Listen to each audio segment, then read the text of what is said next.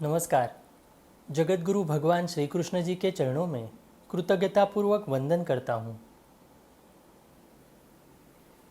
सनातन संस्था एवं हिंदू जनजागृति समिति की ओर से धर्म संवाद के इस विशेष कार्यक्रम में मैं कार्तिक सालुंके आप सभी का हार्दिक स्वागत करता हूँ। बंधुओं, पिछले कुछ दिनों से हमने धर्म संवाद के इस कार्यक्रम में वामपंथियों द्वारा किस प्रकार से षड्यंत्र पूर्वक हमारे देश में धर्म से हमें तोड़ने का एक प्रयास किया गया, ये हमने समझ कर लिया। इन वामपंथियों का इतिहास कैसे है, यह काला इतिहास हमने समझ कर लिया। वामपंथियों ने देश के बाहर भी, अन्य देशों में भी किस प्रकार से उन्होंने एक बड़ा कत्लेआम किया है, कितने लोगों को, हजारों करोड़ों लोगों को मार दिया, इसकी वास्तविकता क्या है, इनका रक्त रंजित इतिहास क्या है, ये सत्य बातें हमने समझ कर ली। यह वामपंथी हिंदुओं को ही किस प्रकार से टारगेट कर रहे हैं, हिंदुओं के त्योहार हो, हिंदुओं के कुछ भी उत्सव आते हैं तो किस प्रकार से ये वामपंथी एक षड्यंत्र हमारे देश में युवाओं को भ्रमित करने का प्रयास इनके द्वारा किया जा रहा है। ये सभी वास्तविकता हमने समझ कर ली। आज हम इन वामपंथियों के बारे में ही किस प्रकार के इनके सत्यता बताने वाले कुछ ग्रंथों में ऐसे वर्णन किया है, उसके बारे में हम आज कुछ तथ्य समझ कर लेने वाले हैं। हमारे साथ हिंदू जनजागृति समिति के राष्ट्रीय मार्गदर्शक सद्गुरु डॉक्टर चारुदत्त पिंगले जी उपस्थित हैं। नमस्कार सद्गुरु डॉक्टर पिंगले जी। नमस्कार कार्तिक जी। सद्गुरु डॉक्टर पिंगले जी, आपने पिछले एक माह से हम यहाँ पर इस धर्म संवाद के माध्यम से वामपंथियों के इतिहास के बारे में हम यहाँ पर चर्चा कर रहे हैं। भारतीय शिक्षा तंत्र में किस प्रकार से इन वामपंथियों ने घुसकर उस शिक्षा तंत्र को पूरी तरह से तोड़ने का प्रयास किया, हिंदुओं को अपने धर्म से, संस्कृति से तोड़ दिया इन लोगों ने। तो ये सब बातें हमने यहाँ पर इस धर्म संवाद के माध्यम से ली। तो हमारे दर्शकों ने ऐसे हमें पूछा कि आप ये जो विषय हमारे सामने रख रहे हैं तो वो किस आधार पर आप रख रहे हैं, इसके बारे में कोई रेफरेंसेस आपके पास है क्या, इसका उल्लेख कोई किताबों में किया गया है क्या, क्या क्या कुछ कोई विदेशी लेखक है, इन्होंने भी कुछ इसके बारे में उल्लेख किया है क्या। तो मैं आज का इस धर्म संवाद के माध्यम से मैं सभी दर्शकों को ये बताना चाहता हूँ, आज एक विशेष प्रयोग हम यहाँ पर कर रहे हैं जिस माध्यम से ये जो वामपंथियों की काली करतूतें हैं इसको हम आपके सामने तथ्यों के साथ लेकर आने वाले हैं। आज सद्गुरु डॉक्टर पिंगले जी हमें तथ्य क्या है, इसके बारे में रेफरेंसेस क्या है, विदेशी और बाहर के लेखकों ने भी किस प्रकार से कैसे लेखन किया हुआ है, ये सभी बातें आज हम यहाँ पर समझ कर लेने वाले हैं। मैं सद्गुरु डॉक्टर पिंगले जी से यही पूछना चाहता हूँ कि आपने इन विषय बताते समय ब्लैक बुक ऑफ कम्युनिज्म हो, द ग्रेट टेरर या डेथ बाय गवर्नमेंट या द किलिंग ट्रैप, ऐसे अलग अलग ग्रंथों का या आपने किताबों का उल्लेख भी किया था, तो इसके तथ्यों के बारे में भी आप हमारे दर्शकों को बताएं, ऐसे मैं आपसे निवेदन करता हूँ। कार्तिक जी, ये जो कम्युनिज्म का ये जो काला इतिहास है और इसके संदर्भ में यूरोप हो या अमेरिका हो या अन्य विदेशी लेखकों ने जो कुछ लिखाण किया है, तो इनका ये जो इतिहास है, तो आप चाहे हॉलीवुड या बॉलीवुड, इनके जो सिनेमा के जो कथानक होते हैं, जैसे सस्पेंस है, यानी कौन विलन है आखिर तक पता ही नहीं चलता है, वैसे ये जो साम्यवाद का मुखौटा है कि ये दिखने में तो लुभावना है परंतु ये विलन जैसे कैसे कार्य कर रहा है वो पता ही नहीं चलता है। अपनी सत्ता रखने के लिए या सत्ता की जड़ें जमाने के लिए इन्होंने जो कुछ एक्शंस या थ्रिलर किया है, तो उन्होंने जो एक नरसंहार या एक रक्तरंजित क्रांति किया है, एक इतिहास निर्माण किया है, तो उसका जो हॉरर है, तो किसी हॉलीवुड या बॉलीवुड फिल्म का ये स्पाई, एक्शन, थ्रिलर, हॉरर, ये सभी कथानकों का एक एकत्रित जो सम्मिश्र ऐसा एक जो चित्र है, वो यानी वामपंथी का लोगों का एक काला इतिहास है। और भारत के साथ चाहे चाइना हो, रूस हो या यूरोप हो, तो ये मार्क्स हो, लेनिन हो, स्टालिन हो, माओ हो या भारत के ज्योति बसु, बुद्धदेव भट्टाचार्य से लेके तो ये केरला के जो वामपंथी नेता है, तो ये इन सब का इतिहास अत्यंत काला है, रक्तरंजित है, नरसंहार वाला है। और ईश्वर की कृपा से कुछ विदेशी यूरोप ने जो सत्य तथ्य और प्रमाण लेकर जो लेखन किया है, वो आज हमें भारतीय समाज के सामने रखने की संधि मिल रही है। आज के इस एपिसोड का यह वैशिष्ट्य भी है कि आज हम इन पुस्तकों का ही एक सार देखने वाले हैं कि कौन सी पुस्तक है, कौन से लेखक ने लिखा है और उसमें उसने क्या लिखा है। तो एक पुस्तकों का एक अवलोकन के स्वरूप में यह एपिसोड होगा और इस पुस्तकों के आधार पर ये जो वामपंथियों की जो काली करतूतें हैं उसकी हमें सत्यता जानने के लिए आज हमें स्वर्णिम संधि मिली है। सबसे पहले तो मैं ब्लैक बुक ऑफ कम्युनिज्म यानी कम्युनिज्म का जो एक काली किताब है जिसमें अपराध, आतंक और दमन इसके माध्यम से उन्होंने जो कुछ वैश्विक कार्य किया है तो उसके संदर्भ में हम जानकर लेंगे। 1997 में एक किताब, इसे स्टीफन कोर्तोइस, निकोलस वर्थ, आंद्रेस पचकोस्की और कई अन्य यूरोपीय शिक्षाविदों द्वारा लिखा गया है।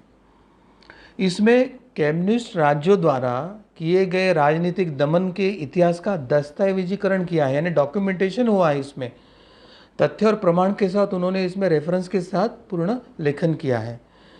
किस प्रकार से कम्युनिस्ट सत्ता ने, चाहे कम्युनिस्ट पार्टी के सदस्यों का हो या अपने देश के नागरिकों का हो या कम्युनिस्ट विरोधियों जो लोग थे, उनका कैसे नरसंहार किया, गैर कानूनी रूप से कैसे हत्या किया, सत्ता होते हुए सत्ता पर बैठने के बाद गैर कानूनी रूप से कैसे हत्याएं की, लोगों का निर्वासन कैसे कराया तथा लोगों को जबरन श्रम शिविरों में भेजकर उनको षड्यंत्र पूर्वक कैसे मारा तथा अपने कुछ कुछ क्षेत्रों में कृत्रिम रूप से अकाल पैदा करके भूखमरी के माध्यम से लोगों का नरसंहार कैसे किया, ऐसे अनेक पाप कर्मों का लेखा जोखा प्रमाण और तथ्यों के साथ इस पुस्तक में उन्होंने डॉक्यूमेंट किया है।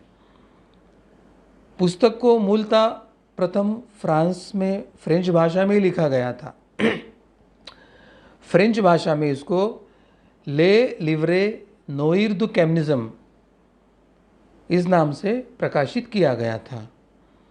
इस पुस्तक को कम्युनिज्म के इतिहास के तथा नरसंहार के संदर्भ में सबसे प्रभावशाली तथा प्रमाण और तथ्यों के साथ लिखी गई पुस्तक माना जाता है। इसके कई भाषाओं में, कई विश्व की भाषाओं में इसका अनुवाद हुआ है तथा कई लाखों नहीं, शायद कई अरबों इसकी प्रतियां बेची गई होंगी।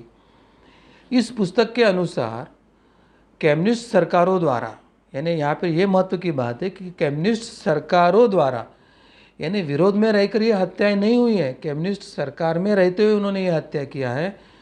तो सरकारों द्वारा मारे गए लोगों की संख्या 94 मिलियन से अधिक, यानी 1 मिलियन यानी 10 लाख होता है।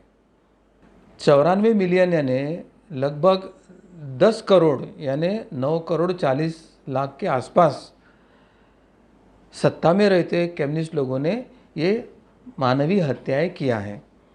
और पीड़ितों के आंकड़ों में चाहे फांसी हो या मानव निर्मित भूखमरी हो या अकाल हो या युद्ध हो, निर्वासन हो या जबरन श्रम के माध्यम से, अनन्वित अत्याचार के माध्यम से हुई मौतें हो, इन सभी प्रकार की जो मृत्यु है इनको ये इसमें शामिल मानते हैं।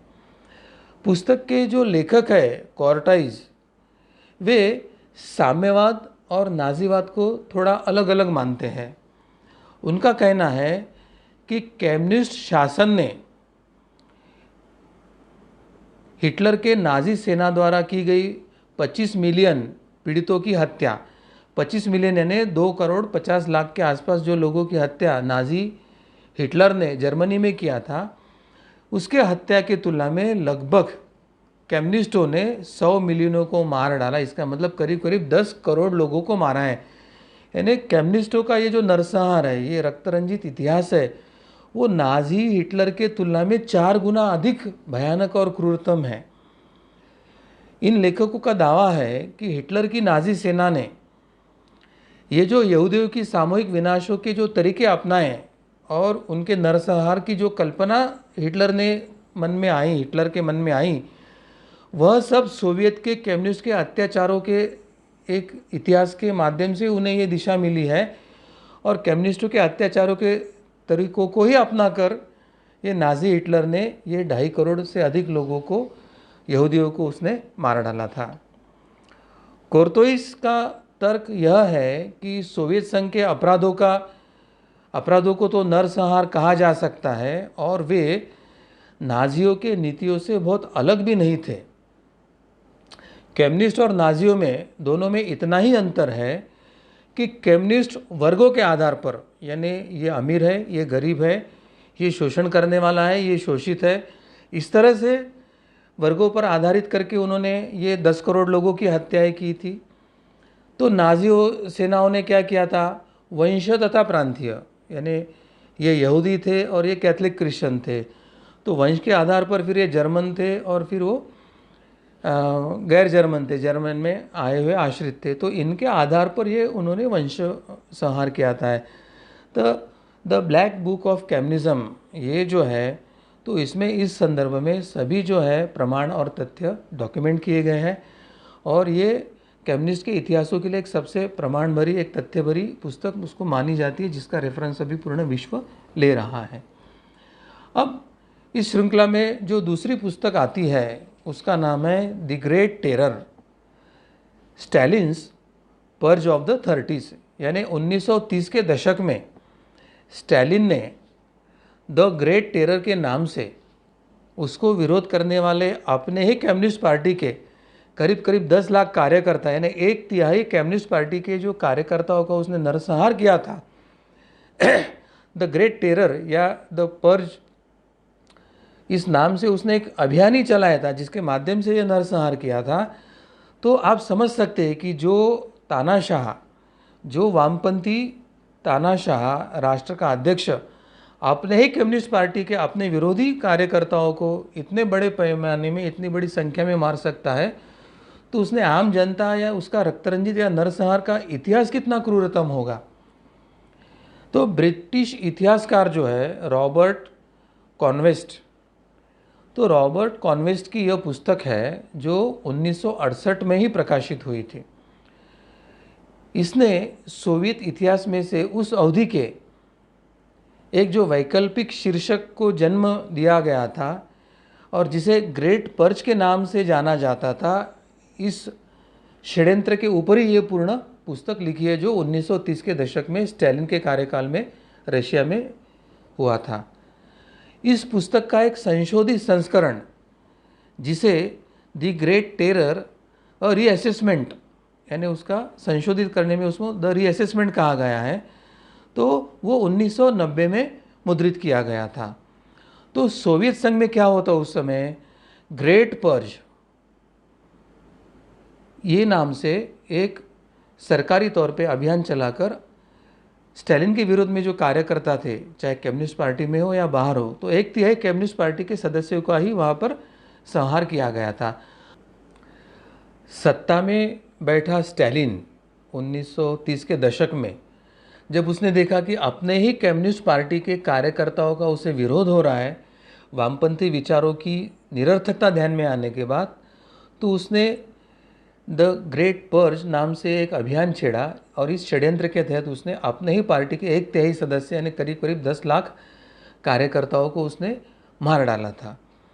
तो इस पुस्तक के माध्यम से सोवियत संघ में जो ग्रेट पर्ज नाम का अभियान छेड़ा था, तो उसकी चर्चा लिखने का, यह जो पुस्तक रूपी चर्चा लिखने का जो प्रयास है, उसमें से यह पहली पुस्तक है जो प्रकाशित हुई थी। यह पुस्तक जो है, इसमें की जो जानकारी है वो मुख्य रूप से उन सूचनाओं पर आधारित थी जो 1956 से लेकर 1964 तक, सिंस 1956 टू 1964, इस अवधि में जो सोवियत संघ के अध्यक्ष क्रुश्चेव के आधिकारिक तौर पर या व्यक्तियों द्वारा अन्य जो सार्वजनिक तौर पर जो जानकारी दी गई थी, उस माहिती के आधार पर यह पुस्तक का लेखन हुआ था। और यह पुस्तक आधिकारिक तौर पर सोवियत दस्तावेजों के विश्लेषणों पर भी आधारित था। तो ये पुस्तक का भी बहुत महत्व है, यानी कोई तानाशाही विचारधारा या एक काल्पनिक वर्गविहीन और एक समान समाज का विचार करने वाली एक साम्यवादी विचारधारा हो, और जो प्रत्यक्ष में सत्ता आने की क्षमता नहीं रखती है मगर षड्यंत्र करके सत्ता में आते हैं और सत्ता टिकाने के लिए किस तरह से वे अपने नागरिक या अपने ही कार्यकर्ताओं का वो दमन या संहार सत्र करते हैं, तो ये सत्यता दिखाने वाला यह पुस्तक है। अब अगले जो पुस्तक की मैं चर्चा करने वाला हूँ उस पुस्तक का नाम है दी गुलाग आर्किपेलागो, यानी गुलाग द्वीप समूह। यह साहित्यिक जांच में एक प्रयोग था। 1958 से लेके 1968 के बीच में रूसी लेखक और इतिहासकार अलेक्सांद्रा सोल्जेनिसिन इसके द्वारा लिखा गया यह 3 खंड का एक संग्रह ही है। यह पहली बार 1973 में प्रकाशित हुआ था और अगले साल ही उसका अंग्रेजी अनुवाद भी हुआ था। स्टालिन ने जबरन अपने कुछ नागरिकों को उनके श्रम शिविरों में, और उन श्रम शिविरों को उस समय गुलाग कहा जाता था, तो इन श्रम शिविरों में गुलाग में रखा था और भीतर जो उनको यातना दिया जाते थे, उनको प्रताड़ित किया जाता था, तो उसके संदर्भ के जो जीवन का वर्णन है वो इस पुस्तक में लेखक ने किया है। सरकारी जो दस्तावेज थे, रिपोर्ट थे, कुछ महत्व के लोगों के जो साक्षात्कार उन्होंने लिया था, कुछ जो लोगों के बयान डॉक्यूमेंटेड हुए थे, कुछ लोगों की जो डायरिया उन्हें प्राप्त हुई थी और अन्य जो कानूनी दस्तावेज उनको प्राप्त हुए थे, इसके सहित जो अन्य उपलब्ध सभी जो स्रोत थे, तथ्य और प्रमाण थे, उनको एकत्रित करके यह पुस्तक लिखी गई थी। और सबसे महत्व की बात है कि लेखक अलेक्जेंडर वे स्वयं इस शिविर में प्रताड़ित हुए थे, उनको स्वयं इस गुलाग में रखा गया था, तो इस पुस्तक में उन्होंने स्वयं के अनुभव को भी इसमें वर्णन किया है और स्वयं प्रताड़ित होने के कारण उनको उस प्रताड़ना की पूर्ण जानकारी थी, परंतु एक अच्छे अभ्यासक और लेखक होने के नाते उन्होंने सभी कानूनी तथ्य और प्रमाण को एकत्रित किया, सभी स्रोतों के प्रमाणों को एकत्रित किया, सरकारी दस्तावेज हो या किसी के बयान हो या किसी ने कुछ अपना डॉक्यूमेंट सबमिट किया हो, उन सब का आधार लेके ये जो एक प्रमाणित पुस्तक उन्होंने प्रकाशित किया। उसके आधार पर स्टालिन ने जिस प्रकार से ये वामपंथी विचारधारा के आड़ में अपनी सत्ता को रखने के लिए जो एक नरसंहार और एक रक्तरंजित इतिहास का पन्ना ही सोवियत यूनियन में लिखा था, तो उसका एक काला चेहरा समाज के सामने लाया है। और हमारे दृष्टि से ये चिंतनीय है, भारत के भी लोगों को इस वामपंथी विचारधारा, इस वामपंथी लोगों के कुकृत्य और उनके षड्यंत्रों के बारे में जानकारी होना आवश्यक है और इसलिए यह पुस्तक भी सबने पढ़ने की आवश्यकता है। अब अगले एक पुस्तक की मैं ज़रूर चर्चा करना चाहूँगा जिसका शीर्षक ही ऐसे लिखा है कि डेथ बाय गवर्नमेंट, यानी भारतीय परिप्रेक्ष्य में, हमारे सनातन भारतीय संस्कृति में, हिंदू संस्कृति में राजा को ईश्वर का प्रतिनिधि, भगवान विष्णु का प्रतिनिधि माना जाता है और हमारी राजकीय परंपरा में राजा अपने नागरिकों का पुत्रवत पालन पोषण भरण पोषण करता है और इसलिए परंपरा से लाखों वर्षों से ये जो हमारी धर्म परंपराएं और राज परंपरा आई थी, उसमें बीच बीच में तमोगुणी लोग आए थे और असुरों का निर्दालन निश्चित हुआ था, परंतु हमारी ये राजव्यवस्था और परंपरा अत्यंत शुद्ध और सात्विक और योग्य विचारों पर आधारित थी। और उस तुलना में ये जो वामपंथ विचार है और जो सत्ता में आने के लिए प्रयास कर रहा था, तो ये वामपंथी विचार की कैसे कृति है या वो क्या आदर्श लेके जा रहे हैं, तो एक ही वाक्य से हमें पता चलता है कि डेथ बाय गवर्नमेंट, सरकार द्वारा हत्या सत्र। तो इस पुस्तक में जो लेखक है रुडोल्फ जोसेफ रूमेल ने, वे स्वयं एक राजनीतिक विज्ञान के एक प्रोफेसर थे जिन्होंने इंडियाना विश्वविद्यालय, येल विश्वविद्यालय और हवाई विश्वविद्यालय में अध्यापन का स्वयं उन्होंने कार्य किया था और उन्होंने अपने जीवन काल को सामूहिक हिंसा और युद्ध के संदर्भ में अध्ययन के लिए ही खर्च किया था। रूमेल ने ये जो सरकार द्वारा हत्या की जा रही थी, इन हत्याओं के लिए डेमोसाइड इस शब्द का प्रयोग का प्रारंभ किया था।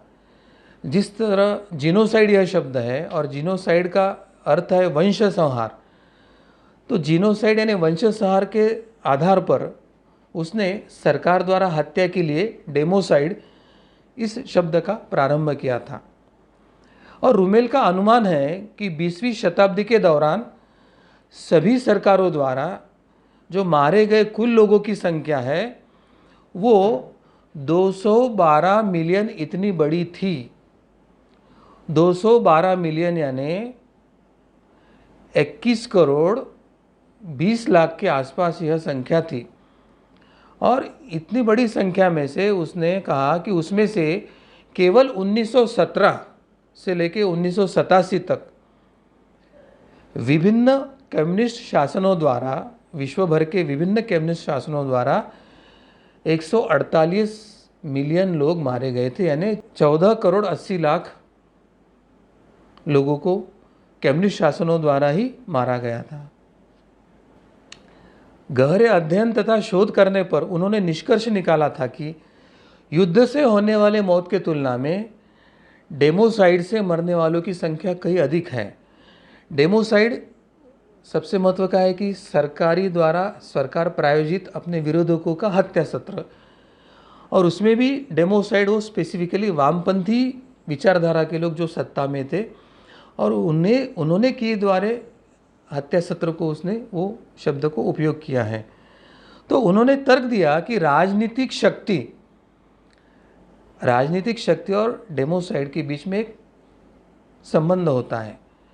राजनीतिक शक्ति जितनी अनियंत्रित होते जाती है उतनी समाज में सामूहिक जनहत्याएं बढ़ते जाती है। यानी अगर अनियंत्रित शक्ति किसी तानाशाह के पास आती है, वामपंथी या ऐसे गलत विचारधारा के लोगों में आती है जिनको धर्म का लवलेश नहीं, प्रजा को जो पुत्रवत मानते नहीं और अपनी सत्ता रखने के लिए अपने विरोधों को ख़त्म करना यह एक ही उनका प्रिंसिपल होता है, तो ऐसे इसमें अगर राजनीतिक शक्ति अनियंत्रित मिल जाती है तो सामूहिक हत्याएं, जनहत्याएं बढ़ जाती है।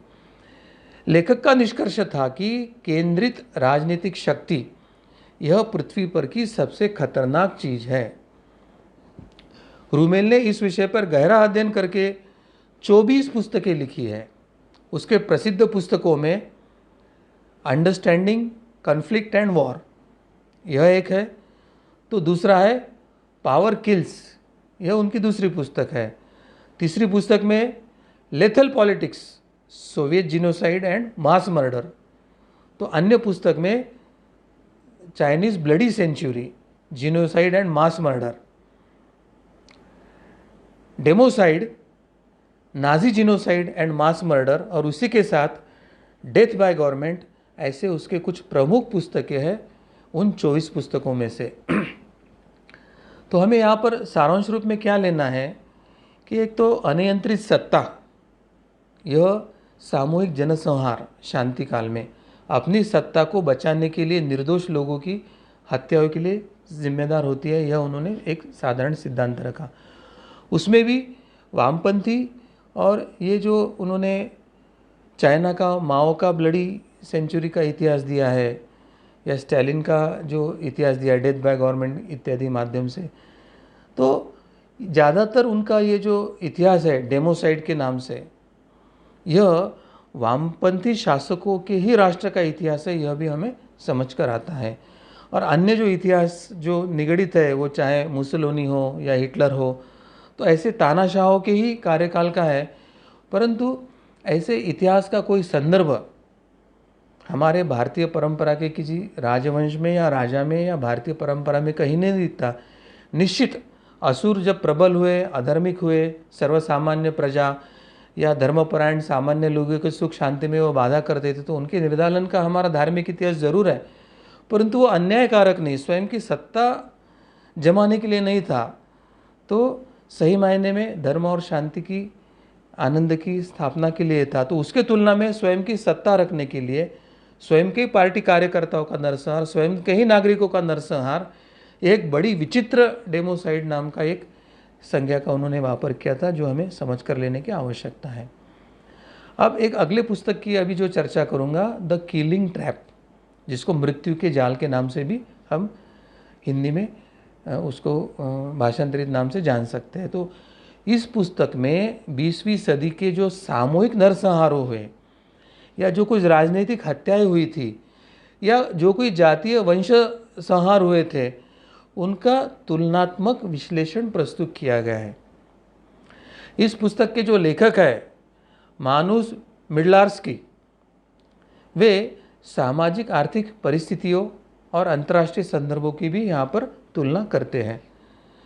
यूरोप में चाहे यहूदी हो या ओटोमन साम्राज्य में आर्मेनिया हो, रवांडा में तुत्सी हो या कंबोडियन या बोस्नियन या उत्तरी आयरलैंड के संघर्ष में जो कुछ बलि गए, जिनका संहार हुआ, ऐसे लोगों के संदर्भ में विस्तृत अध्ययन और तथ्य और प्रमाण इस पुस्तक में उन्होंने दिए हैं। अब जो अगला पुस्तक मैं बता रहा हूँ उसका संबंध आता है माओ से, और माओ के संदर्भ में ये जो पुस्तक है the Mao the unknown story, Mao एक अपरिचित कथा। इस पुस्तक में जो चीनी कम्युनिस्ट नेता है माओ त्से तुंग, जिसको माओ जेडोंग भी उनके नाम से जाना जाता था, तो 1893 से लेकर 1976 तक के इस तानाशाह की, इस कम्युनिस्ट तानाशाह की या इस कम्युनिस्ट रक्तरंजित क्रांति का इतिहास लिखने वाले तानाशाह की जीवनी जो है वो इस कालावधि की है। इसे लेखक जुंग चांग और उनके जो आयरिश इतिहासकार पति है जॉन हॉलिडे, इन दोनों ने मिलकर यह पुस्तक लिखी है। इस पुस्तक में उन्होंने लिखा है कि एडोल्फ हिटलर या जोसेफ स्टालिन से भी अधिक हत्याएं माओ ने अपने अकेले के जीवन काल में की है। लेखकों ने पुस्तक के लिए, शोध के लिए पूरा एक दशक लेखन के लिए दिया था। इसमें लेखकों ने सैकड़ों लोगों के साक्षात्कार लिए जो अपने जीवन काल में कभी किसी समय माओ के भी करीब थे या माओ के कार्यकाल में वो वहाँ पर किसी नागरिक या किसी आधिकारिक तौर पे काम कर रहे थे। और हाल ही में जो चीनी राजनीतिक आंकड़ों से प्रकाशित जो कुछ संस्मरणों था उनका भी उपयोग उन्होंने ग्रंथ लेखन के लिए किया था। उसी के साथ चीन में जो नए खुले जो अभिलेखागार है उसमें जो उनको तथ्य और प्रमाण मिले थे उनका भी आधार लेकर उन्होंने इस पुस्तक में लेखन किया है। तो जुंग चांग ने इस क्रांति के संघर्ष काल का स्वयं का अनुभव भी इस पुस्तक में, अपनी पूर्व पुस्तक जो थी वाइल्ड स्वान्स 1991 में उन्होंने ये किया था। तो उनकी यह पुस्तक जो है वो यूरोप और उत्तरी अमेरिका में सबसे ज़्यादा बिकने वाली पुस्तकों में थी, एक बेस्ट सेलर पुस्तक भी थी। और जिस प्रकार कम्युनिस्टों के अत्याचारों का वर्णन करने वाले कुछ पुस्तकें ही उपलब्ध हैं, उसी प्रकार से जहाँ पर यह हत्याएं की गई है उनके कुछ चित्र तथा वहाँ पर बनाए गए स्मारक भी आज देखकर हमें इन अत्याचारों की कल्पना हमें आ सकती है। मगर दुर्दैव की बात है कि ये पूरे जीनोसाइड के वंश संहार के इतिहास के जो डॉक्यूमेंटेशन है उसमें पिछले 1000 वर्ष में भारत में मुगल आक्रांताओं ने किया हुआ जो वंश विच्छेद है या नरसंहार है, जीनोसाइड है, या अंग्रेज़ों ने भी भारत में राज करने के बाद उनके कम्युनिस्ट साथियों के साथ मिलकर कृत्रिम अकाल से लेके तो भारतीयों की जो हत्या सत्र उन्होंने किया था, तो अंग्रेज़ और मुग़लों के भारत के ऊपर हुए अत्याचार, भारत का हुआ नरसंहार, चाहे कश्मीर का नरसंहार हो, तो इन सब इतिहासों को विश्व के सभी इतिहासकार या लेखकों ने क्यों दबाया है और उसके बारे में कुछ तथ्य और प्रमाण के साथ क्यों नहीं प्रकाशन हुआ है, यह प्रश्न अनुत्तरित रहता है।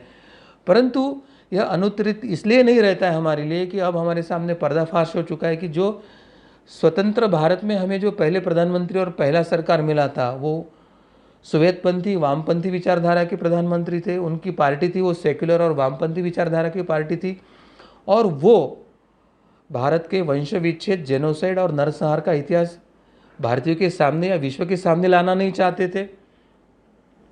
विश्व के अन्य लेखकों को भी इसके लिए प्रोत्साहित नहीं किया उन्होंने। भारत के अंदर के जो सच्चे इतिहासकार थे, राष्ट्रवादी इतिहासकार थे, उनको दरकिनार करके उनका दमन किया था।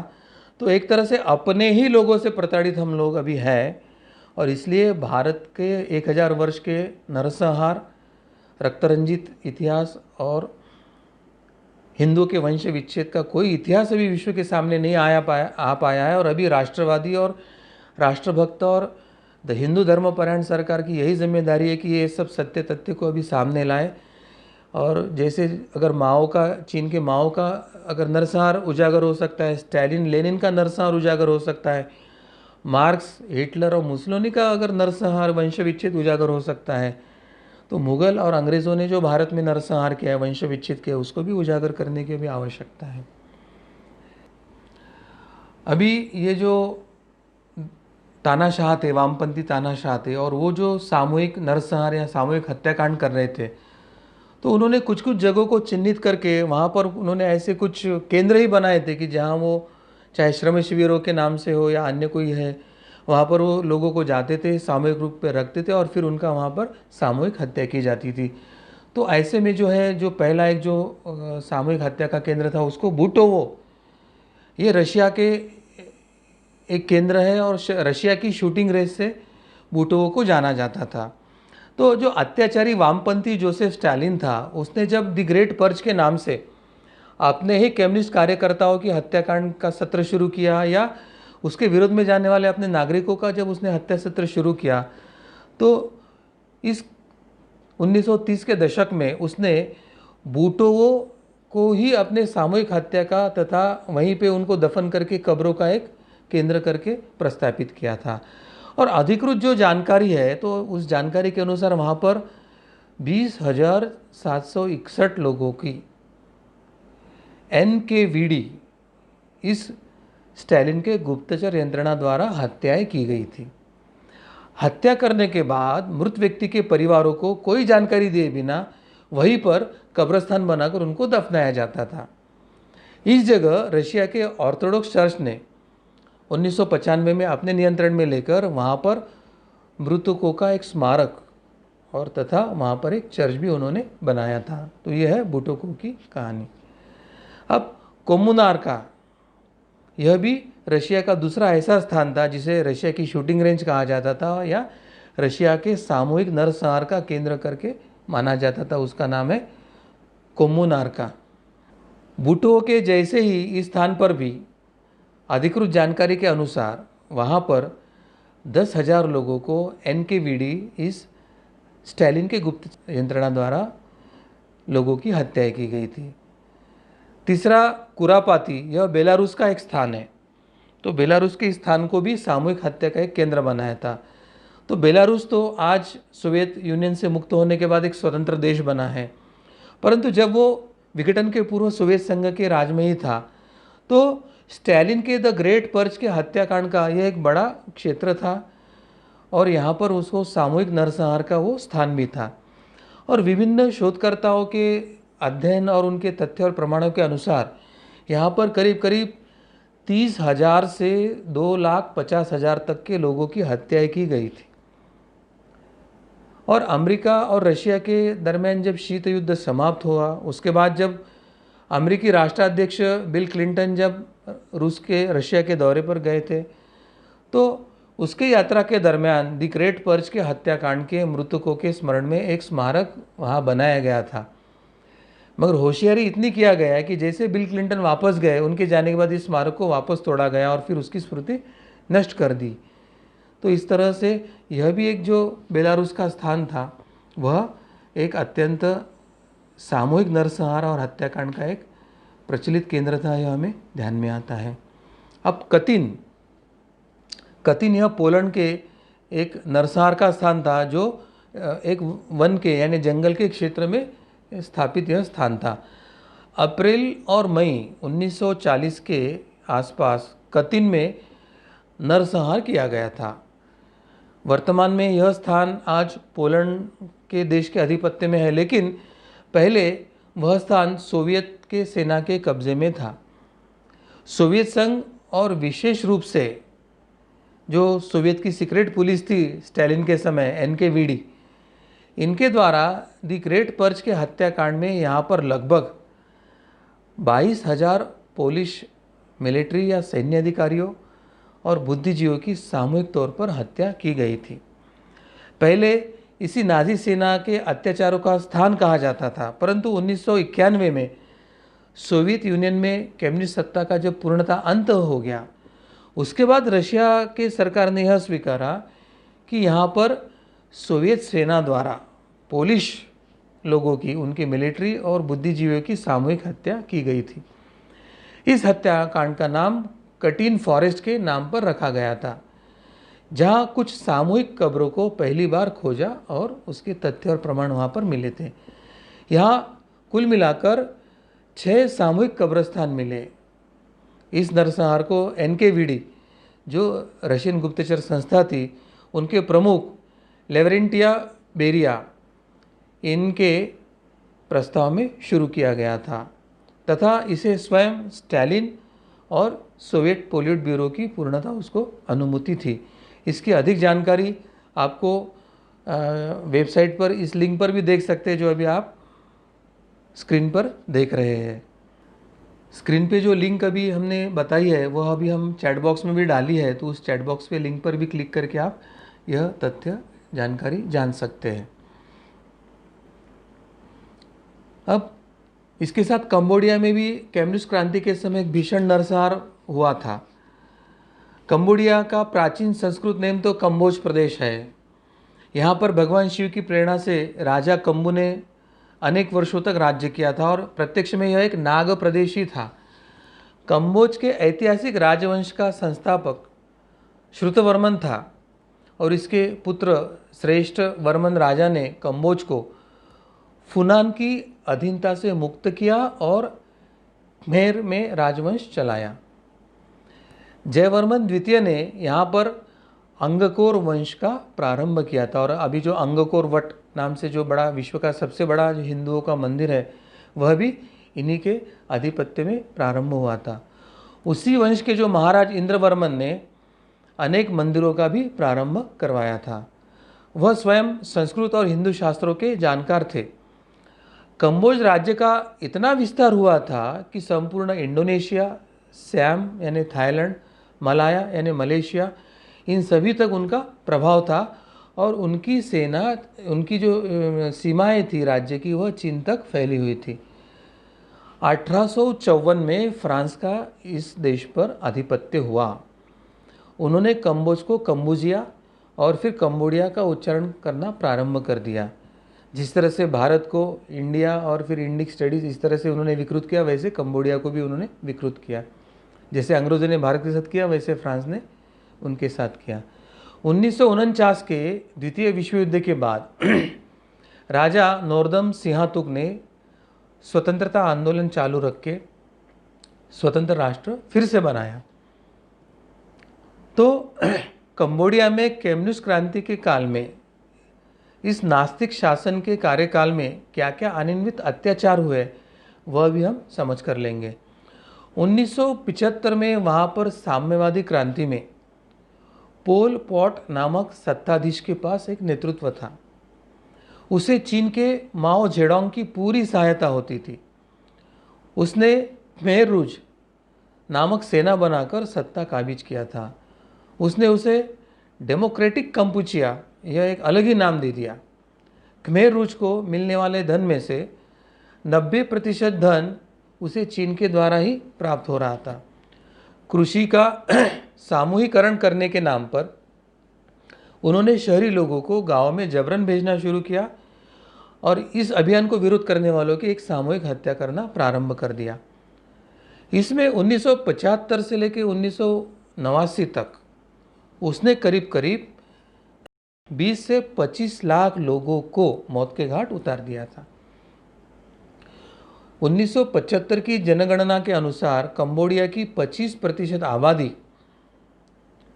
गिनती में कम आई थी। इसका मतलब करीब करीब 20 से 25 लाख लोगों को उसने इस 4 वर्ष के कालावधि में मौत के घाट उतार दिया था। पोल पॉट स्वयं को कट्टर मार्क्सवादी नास्तिक मानता था और उसने सत्ता प्राप्त करते ही राज्य को नास्तिक घोषित कर दिया और यही वामपंथी पूरे विश्व में सब तरफ कर रहे हैं। भारत में भी उसी प्रकार का एक अभियान नास्तिकता का चल रहा है। हिंदू धर्म हो, भारतीय परंपरा हो, हमारे त्यौहार हो, सब तरफ एक नास्तिकता का आघात करके वो लोगों को तोड़ना, डिवाइड एंड रूल का प्रयास करें। वही उन्होंने कंबोडिया में भी किया है। तो जैसे ही वो सत्ता पे आया था उसने कंबोडिया को नास्तिक घोषित कर दिया था और किसी को भी अपने धर्म का आचरण करने पर प्रतिबंध लगा दिया था। जैसे इंक्विजिशन में पोर्तुगीज़ ने गोवा के सब लोगों पर अत्याचार किए थे और धीरे धीरे जैसे वहाँ जहाँ पर उनकी सत्ता गया उन्होंने धर्माचरण पर प्रतिबंध लगाए थे, उसी तरह से कंबोडिया में भी हुआ था। उसने ईसाई तथा मुस्लिम अल्पसंख्यकों पर अत्याचार करके उन्हें करीब करीब समाप्त कर दिया था। यानी अपवादात्मक स्थिति में ये वामपंथी ईसाई मिशनरी या इस्लाम पर भी अत्याचार करते हैं, अन्यथा उनको साथ साथ लेकर वे हिंदू धर्म पर ही अत्याचार करने का एक मनीषा उनकी होती है।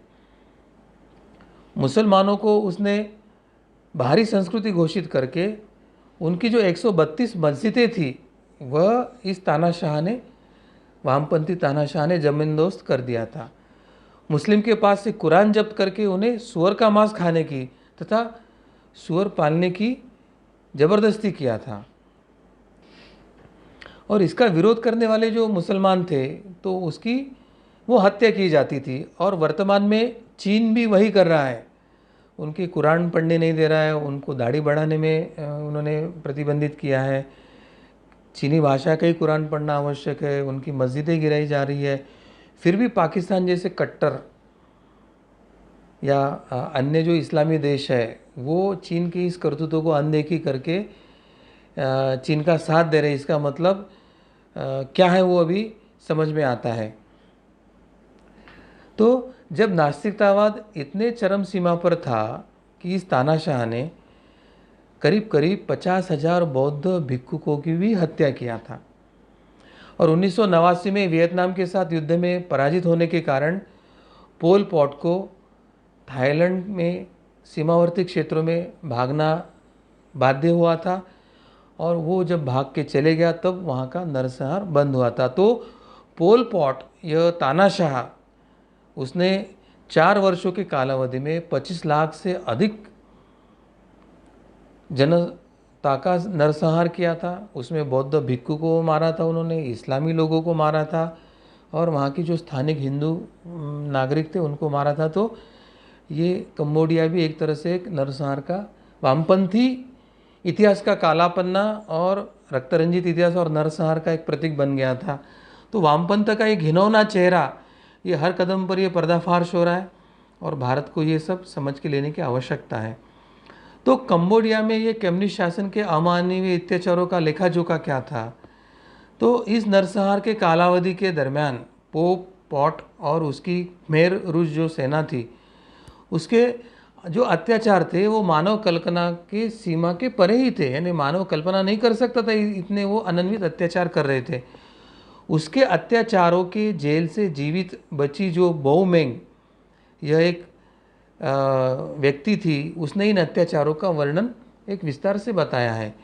किसी को भी केवल वह पोल पॉट की सत्ता के विरोध में है, केवल इस संशय पर ही बंदी बनाया जाता था, भले उसने कुछ किया हो या ना किया हो।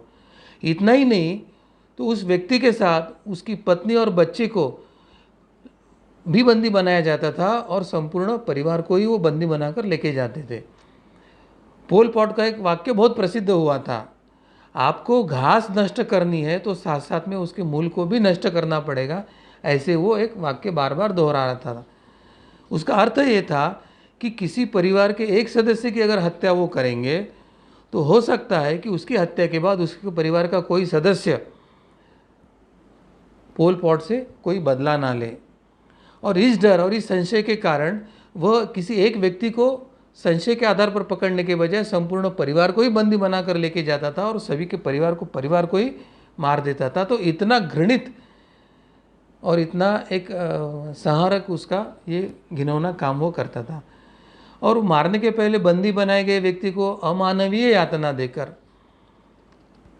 उनको मारा जाता था। और वो अमानवीय यातना देते समय अन्य लोगों के नाम लेकर उनको कैसे कैसे प्रताड़ित किया गया इसके बारे में भी वहाँ बताया जाता था।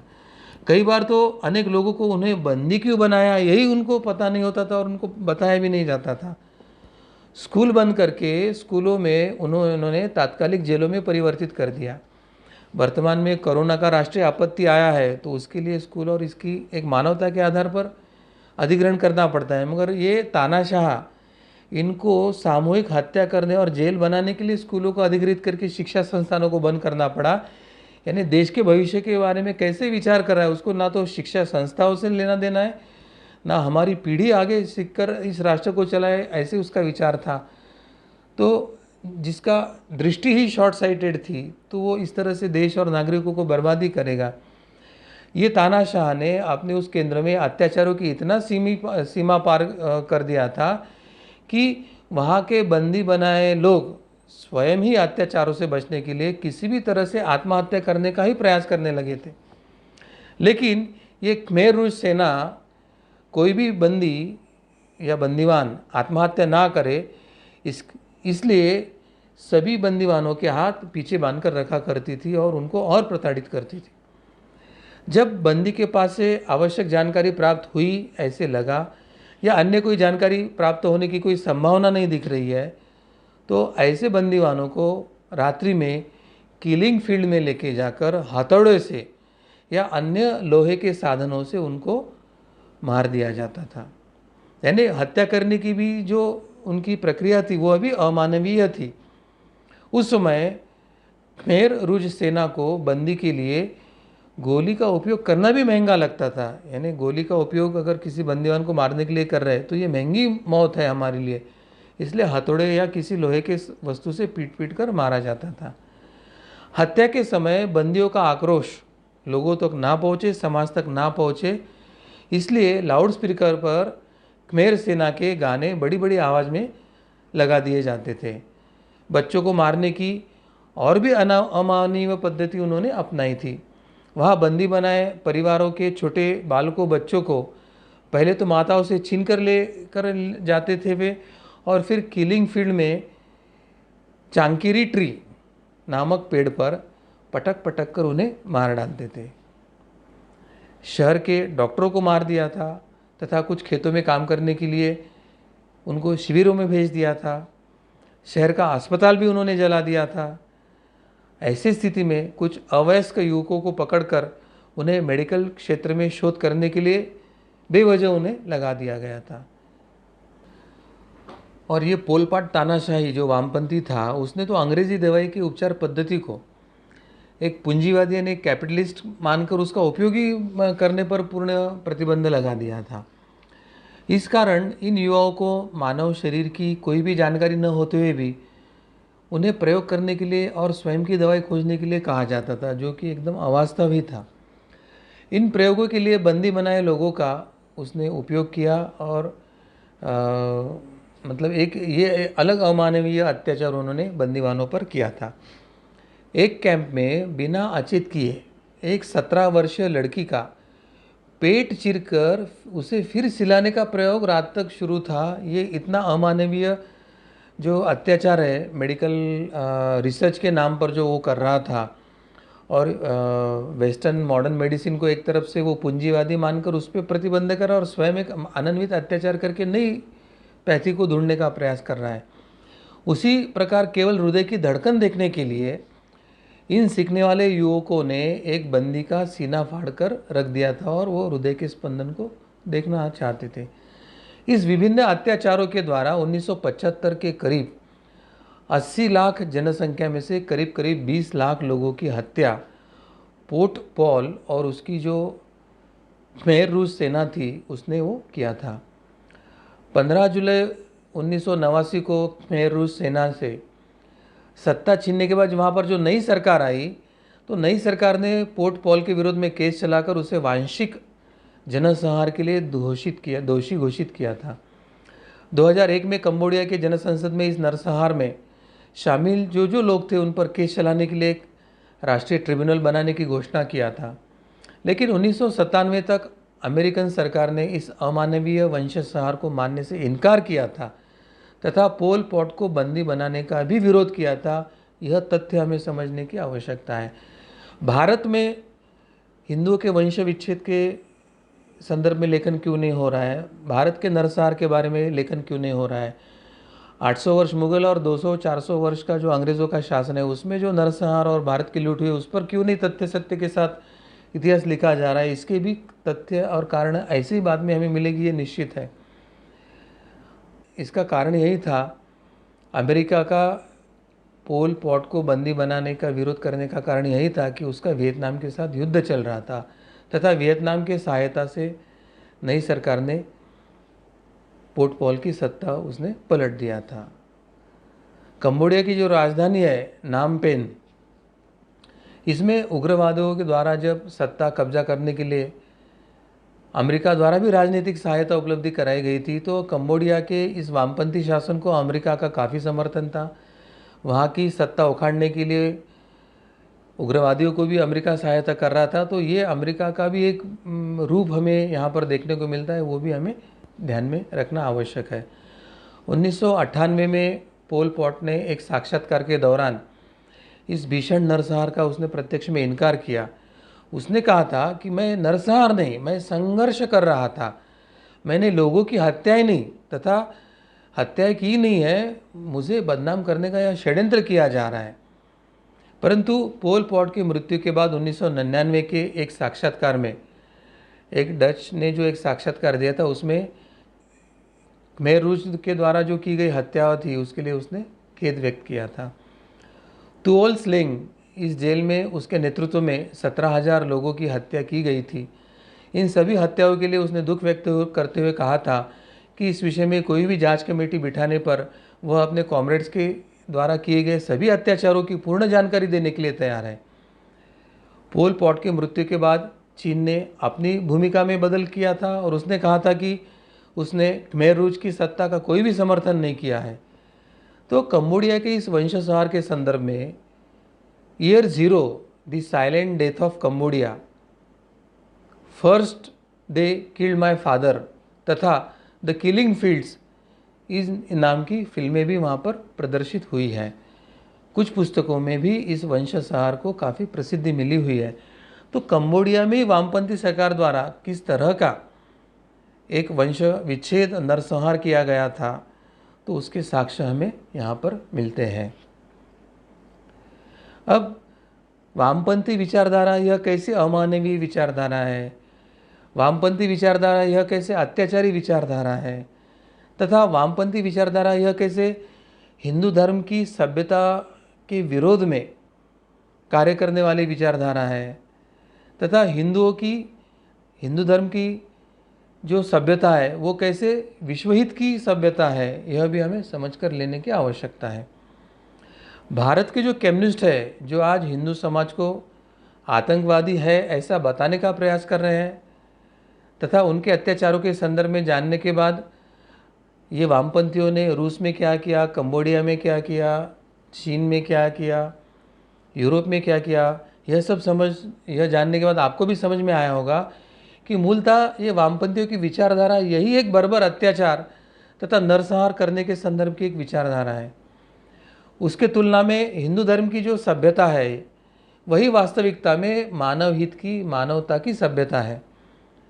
समाज में समानता लाने के नाम पर करोड़ों लोगों की हत्या करने वाले वामपंथियों को पहले स्वयं की विचारधारा के आधार पर ही जो उन्होंने विश्व के अलग अलग देशों में नरसंहार किया है, इसके लिए उन्हें पहले पूर्ण विश्व की क्षमा मांगनी चाहिए, अपने पापों का प्रायश्चित्त करना चाहिए, इस वामपंथी झूठे सपने वाली विचारधारा को छोड़ना चाहिए तथा हमें हमारी संस्कृति और सभ्यता का, यानी भारतीय होने के नाते जो वामपंथ की तरफ न्यू कम्युनिस्ट गए हैं, उन्होंने अपनी भारतीय संस्कृति, भारतीय सभ्यता की एक गौरवशाली परंपरा को अनुभव कर उसका आचरण करना चाहिए और एक तरह से वामपंथों को भारत से उखाड़ कर फेंकना चाहिए, वैचारिक दृष्टि से, बौद्धिक दृष्टि से, आचरण के दृष्टि से, राजनीतिक दृष्टि से।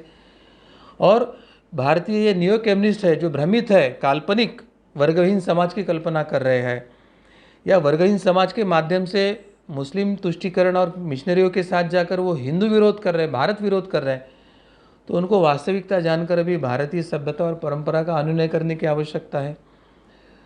भारतीय धर्म, परंपरा, संस्कृति का आचरण करने की आवश्यकता है।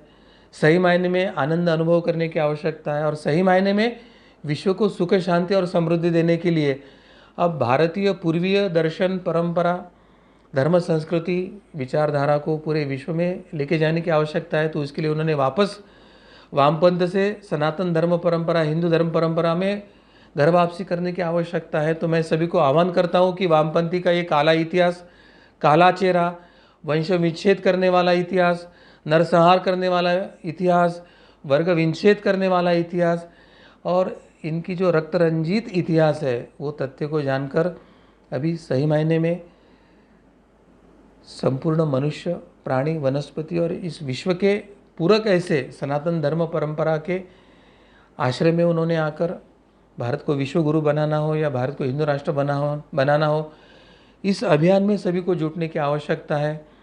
इस कार्यक्रम के माध्यम से मैं सभी को यह आह्वान करते हुए भगवान श्री कृष्ण प्रभु श्री रामचंद्र जी और परात्पर गुरुदेव जी डॉक्टर आठवले जी के चरणों में मैं यही प्रार्थना करता हूँ कि हम सबको सद्बुद्धि मिले, हमको सत्य का दर्शन हो, वामपंथ के असत्य का ज्ञान होने के बाद सनातन धर्म परंपरा के सत्य के मार्ग पर चलने के लिए हमें बल और शक्ति आप प्रदान करें।